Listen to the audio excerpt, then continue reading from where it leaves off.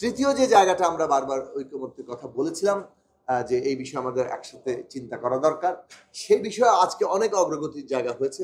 বড় রাজনৈতিক দলগুলো এবং অন্যান্য পক্ষ তারা এটা দিকে আলোচনা করেছেন। সেটা হচ্ছে আগামী যে সংসদ গঠিত হবে, এই সংসদের ক্ষমতা কি হবে। কালে আমরা অনেকগুলো দল নিজেরা বৈঠক করেছি আনুষ্ঠানিকভাবে, আবার অনানুষ্ঠানিকভাবে অনেক বৈঠক হয়েছে এবং এই বৈঠক প্রক্রিয়াটা চলমান আছে। এর মধ্যে আজকে যখন ঐকমত্য কমিশন তাদের বৈঠক ডাকলেন, সেখানে আগেকার মতগুলোর উপরে আলোচনার সাথে সাথে আমরা যে জায়গাটাতে একটা জায়গায় পৌঁছেছি, সেই পৌঁছানোর জায়গাটা হচ্ছে যে আমরা মানে বলা চলে যে জুলাই সংস্কার কিংবা এই যে সংস্কার বাস্তবায়ন প্রক্রিয়া নিয়ে আমরা একটা ঐকমত্যের কাছাকাছি। এইটা আমরা জনগণের কাছে জানাতে চাই, কারণ আমরা মনে করছি, অন্তত আমাদের দিক থেকে আমাদের উপলব্ধি হয়েছে যে আমরা এই বাস্তবায়ন প্রক্রিয়া নিয়ে যে অনৈক্যতা তৈরি হচ্ছিল, সেই অনৈক্যতা দূর হয়ে একটা ন্যূনতম ঐক্যের জায়গায় অনেকটাই পৌঁছে যাচ্ছে। প্রথম বিষয় হচ্ছে যে আমাদের মধ্যে একটা আলোচনার জায়গা ছিল যে এই জুলাই জাতীয় সনদে যা কিছু আমরা গ্রহণ করেছি, সেগুলো আগামী জনপ্রতিনিধিরা বাস্তবায়ন করতে বাধ্য থাকবেন কিনা, অর্থাৎ পরবর্তীতে সংসদ গঠিত হওয়ার পরে এটার কি নিশ্চয়তা থাকবে কিনা। সেই জায়গা থেকে এইটা একটা কমন ঐক্যের জায়গা হয়েছে যে জুলাই জাতীয় সনদ আগামী দিনে জনপ্রতিনিধিরা বাস্তবায়নে বাধ্য থাকবেন, এরকম একটি আইনগত জায়গা, বাধ্যবাধকতা তৈরি করা হবে। এ বিষয়ে একটা ঐকমত্যের জায়গা আছে। দ্বিতীয় জায়গায় এসেছিল যে এই জুলাই জাতীয় সনদের জনগণের যে মানে এই অংশগ্রহণ এবং জনগণ যে এটাকে আসলে সমর্থন করেন, তার যে ভিত্তিটা সেটা তৈরি করা, তার জন্য একটা গণভোটের প্রশ্ন। এই গণভোট কেউ কেউ কারো প্রস্তাবে ছিল আগে, কারো প্রস্তাবে ছিল একই জাতীয় নির্বাচনের দিনে। তবে মোস্টলি আমরা মনে করি যে জাতীয় নির্বাচনের দিনেই একই সাথে গণভোট হতে পারে এবং এই গণভোট মানে কি বলে যে এই আমাদের এই জুলাই জাতীয় সনদ বাস্তবায়নের প্রক্রিয়ার ক্ষেত্রে আমাদের যে সংকটটা, সেটার ক্ষেত্রে একটা আমাদের সকলের ঐকমত্যের জায়গা আসতে পারে। একটা কনসার্ন আছে যাতে কোনোভাবে জাতীয় নির্বাচনটা বাধাগ্রস্ত না হয়, ক্ষতিগ্রস্ত না হয় কিংবা কোনো সমস্যার মধ্যে না পড়ে। ফলে সেই বিবেচনাতেও একদিকে জুলাই সনদের গণভোট, অন্যদিকে জাতীয় নির্বাচন, সেটা একই দিনে হওয়া মানে ভালো হবে, সমীচীন হবে এবং সেই বিষয়েও মোটামুটি একটা ঐকমত্যের জায়গা তৈরি হচ্ছে। আমরা বলেছি যে আমাদের দিক থেকে আমাদের মত হচ্ছে যেগুলো বিষয়ে ঐকমত্য তৈরি হয়েছে, সেই ঐকমত্য এবং কিছু নোট অফ ডিসেন্ট প্রশ্নে এই 15ই অক্টোবরের মধ্যে আরো আলোচনা করে যদি ঐকমত্য তৈরি করা যায়, সেটা সবচেয়ে ভালো। এক্সট্রিম মশার কয়েল প্ল্যান্ট ফাইবার দিয়ে তৈরি, ডেঙ্গু, চিকুনগুনিয়া বাহি সহ যে কোনো মশার বিরুদ্ধে দেয় এক্সট্রিম সুরক্ষা। ঐকমত্য অংশ সকলের জন্যই প্রযোজ্য, যারাই আগামী সংসদ হবেন, যারাই সংখ্যাগরিষ্ঠতা পাবেন, অথবা সংখ্যাগরিষ্ঠতার প্রয়োজন নেই, কারণ সেটা সকলে মিলেই এটা আশা করি যে সেখানে থাকছে। অন্যদিকে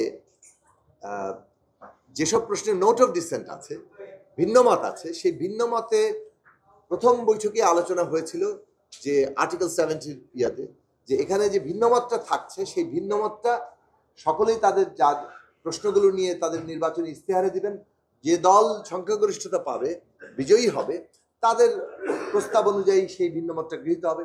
এক্ষেত্রে যদি কেউ সংখ্যাগরিষ্ঠতা না পায়, তখন পার্লামেন্টে এই বিষয়ক আলাপ আলোচনার মধ্য দিয়ে যে সমঝোতা হবে, তার ভিত্তিতে ওই ভিন্নমতগুলো পাশ হবে। ফলে এই ক্ষেত্রেও একটা, যেহেতু জুলাই জাতীয় সনদের ভেতরে এই কথাটা লেখা আছে, ঐকমত্য অংশ এবং নোট অফ ডিসেন্ট অংশ মীমাংসার পথ, কাজেই জনগণ যখন গণভোটে এটাকে হ্যাঁ না দিচ্ছেন, তারা আসলে এর বৈধতা দিচ্ছেন এবং বাস্তবায়নের পদ্ধতি যেহেতু ভেতরে যেভাবে লেখা আছে সে অনুযায়ী বাস্তবায়ন হচ্ছে। তৃতীয় যে জায়গাটা আমরা বারবার ঐকমত্যের কথা বলেছিলাম যে এই বিষয়ে আমাদের একসাথে চিন্তা করা দরকার, সেই বিষয়ে আজকে অনেক অগ্রগতির জায়গা হয়েছে। বড় রাজনৈতিক দলগুলো এবং অন্যান্য পক্ষ তারা এটা দিকে আলোচনা করেছেন। সেটা হচ্ছে আগামী যে সংসদ গঠিত হবে, এই সংসদের ক্ষমতা কি হবে। এই সংসদ কি একটা কনস্টিটিউয়েন্ট পাওয়ার, মানে অর্থাৎ একটা সংবিধান কিংবা একটা মানে সেটা তৈরির ক্ষমতা পাচ্ছে কিনা। এই যে সংবিধানে আমরা মৌলিক সংস্কার করছি এবং আমাদের দেশে কোর্টের রেফারেন্সে একটা জিনিস এসছে যে এখানে একটা বেসিক স্ট্রাকচার বলে জিনিস আছে, যদিও এই সংবিধানে কোথাও লেখা নেই এটা একটা বেসিক স্ট্রাকচার, কিন্তু বেসিক স্ট্রাকচারের কথাটা একটা কোর্ট আদেশের মধ্যে দিয়ে এসেছিল।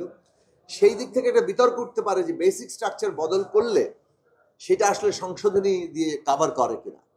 ফলে এই সংসদের যদি এইরকম কনস্টিটিউয়েন্ট অর্থাৎ এই মৌলিক সংস্কার করার ক্ষমতা না থাকে তাহলে এটা টেকসই হবে না। এই কথাটা আমরা বারবার বলার চেষ্টা করছি। সেদিক থেকে আমাদের প্রস্তাব ছিল যে একটা এমন একটা আদেশ থাকা অথবা অধ্যাদেশ থাকা যেটার মধ্য দিয়ে আগামী সংসদকে দুটো রাজনৈতিক ক্ষমতা দেওয়া হবে। একটা হচ্ছে 5 বছর এই তারা দেশ পরিচালনার কাজ করবেন, নিয়মিত কাজ করবেন। অন্যদিকে আরেকটা হচ্ছে তারা মৌলিক সংস্কারের এখতিয়ার প্রাপ্ত হবে। এবং জুলাই সনদের ভিত্তিতে মৌলিক সংস্কারের এখতিয়ার পেয়ে তারা যদি এই কাজটি করেন তাহলে ওই কনস্টিটিউয়েন্ট পাওয়ারের যে জায়গাটা অর্থাৎ এটার যে বেসিক স্ট্রাকচার সহ পরিবর্তন করার যে ক্ষমতা সেই ক্ষমতাটা হচ্ছে অবশ্যই এটা জুলাই সনদের ভিত্তিতেই, কারণ এই পুরো প্রক্রিয়াটাকেই আমরা আসলে তার ভিত্তি হিসেবে ধরছি। আমরা আরো বলেছি যে একটা নির্দিষ্ট সময় থাকতে হবে, অর্থাৎ প্রথম অধিবেশনেই জুলাই জাতীয় সনদের ঐকমত্যের অংশ গৃহীত হয়ে যাবে এবং সেই অনুযায়ী অন্যান্য যে মানে যা যা বাস্তবায়ন যদি আপার হাউস সহ নারী আসন সহ অন্যান্য যে সমস্ত বিচার বিভাগ সহ সেই বাস্তবায়নের কাজগুলো হয়ে যাবে। আর এই সামগ্রিক প্রক্রিয়া সম্পন্ন করতে অর্থাৎ মানে সংস্কারের যে ক্ষমতা প্রাপ্ত হচ্ছে সেটা যে নামই হোক, সংস্কার পরিষদ হোক কিংবা অন্য কোনো নামই হোক, সেটা একটা নির্দিষ্ট সময়ের মধ্যে শেষ করতে হবে। এই সবগুলো জিনিস আদেশ আকারে জুলাই জাতীয় সনদ বাস্তবায়ন প্রক্রিয়া আদেশ এইরকম একটি আদেশ সরকার গ্রহণ করতে পারে এবং প্রত্যেকটি জিনিস 1, 2, 3, 4 করে তারা খুবই বিস্তারিতভাবে উল্লেখ করতে পারে, যার মধ্য দিয়ে এই জুলাই জাতীয় সনদ বাস্তবায়ন প্রক্রিয়াটি সম্পন্ন হতে পারে।